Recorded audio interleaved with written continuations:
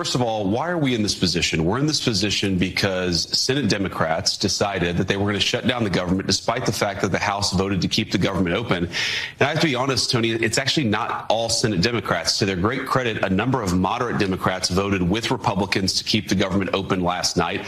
Unfortunately, it was one faction of one branch of government, the far left faction of the Senate Democrats, who decided to shut down the people's government.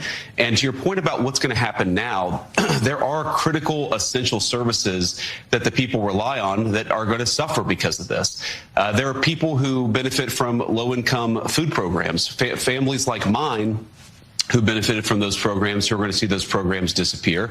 There are people, of course, who are flying today should know that if their flight is delayed, I hope it's not, but it may have something to do with the fact that our TSA agents and our air traffic controllers are no longer getting paid.